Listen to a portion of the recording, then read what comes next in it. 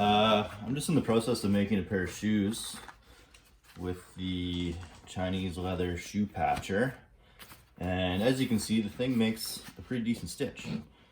Took me a little bit to get the stitching to where I want it to be. It takes some trial and error, and there's a lot of things, minor adjustments that can go wrong with this machine. As you can see right now, I'll just demonstrate a stitch for you and show you how it's working. This is essentially how I like it to work. And what I'm going to do is go through and make adjustments. So you can see that is the bottom stitch and that is the top stitch.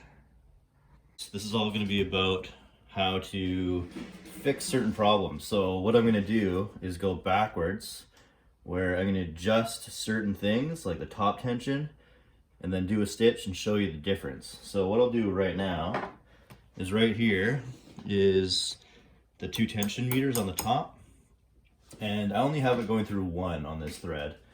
This thread that I'm using is this upholstery thread, and I'm just using a leather needle. I'll show you the needles I use. They're just these leather needles, number 18 I guess they are. So what I'll do is I'm actually just going to make a mark, so it might be easier to find by setting. So I'll do 2 full revolutions. I'll start with 1 actually. So that's 1 full revolution looser on the tension. And I only use the 1. Okay, sorry about that, the camera fell down. So I did 1 full revolution looser on the top tension, and now we'll do a stitch and see how that compares. So if you're getting some tension issues, you might be able to narrow that down. So let's see how this looks. It still looks pretty good. You can see there is some pulling here. So it's just not pulling in to the leather as tightly with the top tension. This is the bottom stitch. So typically if your thread is not tight on the bottom, it's the top tension. So I'll do 1 more full revolution. You can see my fingers here to make it even worse. And do another one.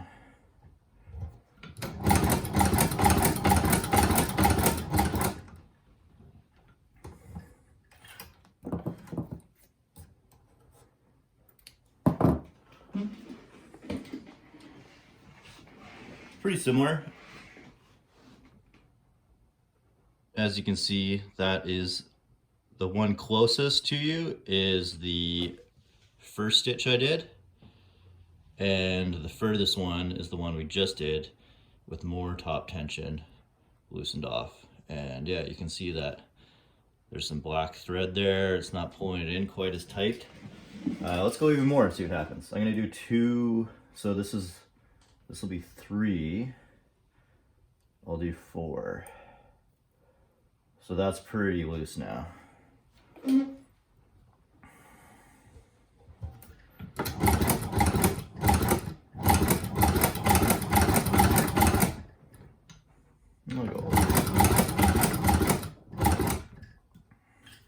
This is the trick I like to use when I'm pulling the piece of work out, is I pull this thread down right here and it just slackens up the, basically gets it out of that tension thing. Oh yeah, that's really bad. So that just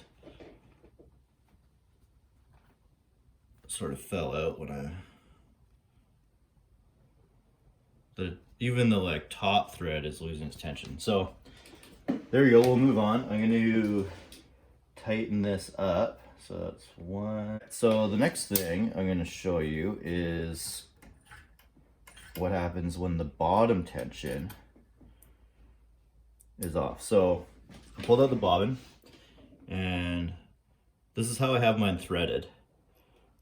When I put in my bobbin, the thread goes through that bottom hole, the outside one, up, and then underneath the little tension flap, and then up through that hole. And if you want even more tension, you can go inwards to those next set of holes. I've never actually had to do that. So I'm gonna loosen this one off. Let's do, try like a full turn here. Okay, so I've loosened off that tension. So I'll put the bobbin back in.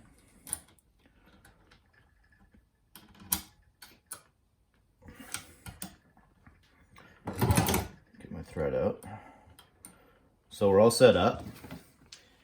Now, top tension should be good, and bottom tension is going to be too loose, and I'll show you what that result is.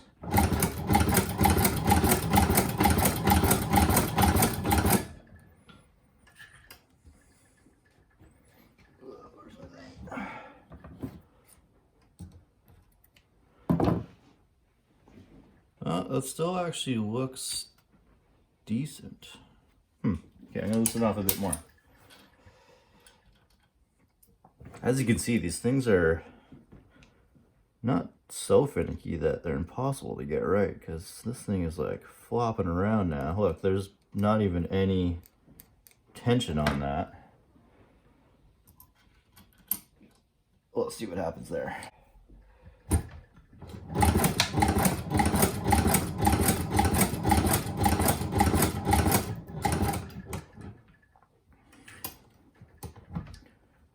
All right, now starting to see some effects from the bottom tension being a little bit loose. So if you look at it's hard to see, but if you look here, you can see that white thread, that's the bottom thread, is starting to come up. I mean, it's not pulling down tight enough to pull that black thread into the material. So I'll loosen it up a little bit more, just to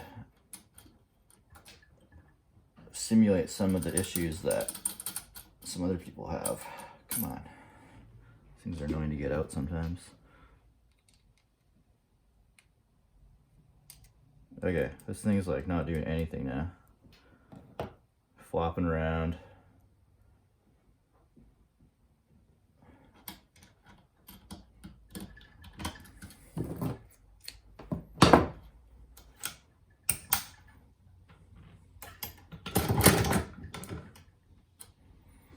See what happens. Oh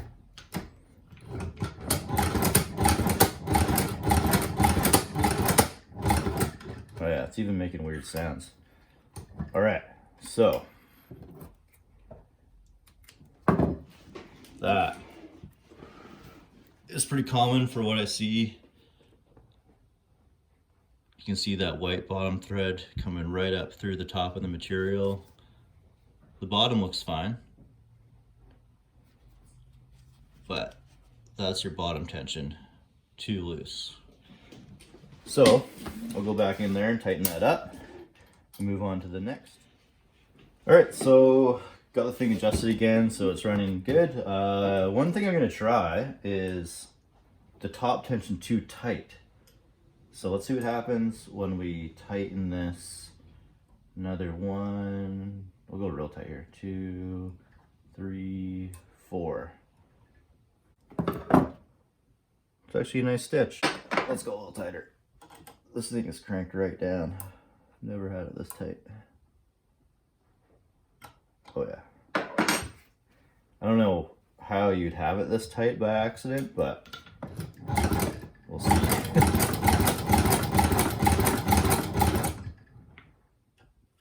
can barely pull it.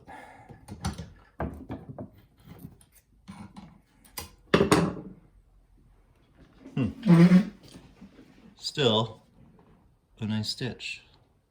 So we'll move on from that. Top tension too tight. Give her. I guess it depends on the material and stuff. This is just a sample, but this is pretty common thickness for what people are going to be using this machine for, so I thought that was a good test piece. Okay, the next thing that caused me some issues was up here. I'll tilt the camera a bit so you can see. Up here there's a little adjustment for the height of this rod, and when I was messing around doing some thicker materials, this was a little bit loose and this rod was actually pushing up, and I didn't notice, just like a millimeter. And what was happening is I was doing stitches and then a bunch of them weren't connecting, like it wasn't getting through and looping around the bottom thread. So I'm going to undo this.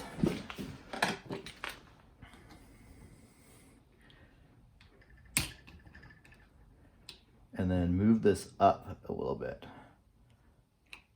So as you can see, I've only moved it up like a millimeter, if that. So let's see if I get that issue again.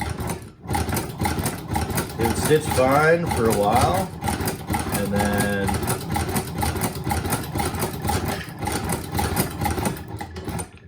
all right, so we got something here. My thread just broke. It's gotten all frayed up. Thread's broken, and if we pull out a piece, you can see. Get that in focus. Oh yeah, there it is. So you can see some of the stitching sort of missed and is loose. And look at the bottom. The bottom is really messed up. So, super common to see people having trouble getting their stitches right. As you can see, the tension thing, you know, you can kind of be in a window and it work out for you, but this rod just needs to be perfect. One thing you want to make sure you have correct is your height. So I have mine just so it's just barely sticking out the top.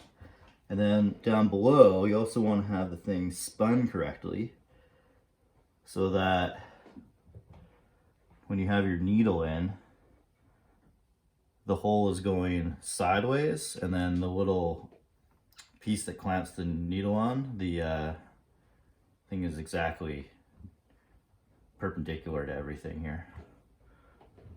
Or parallel, perpendicular? I don't know. One of those. Okay, so I'm gonna try that. That looks kind of like where I had it. I'm just gonna do a test stitch here to make sure that I screwed this thing up at all.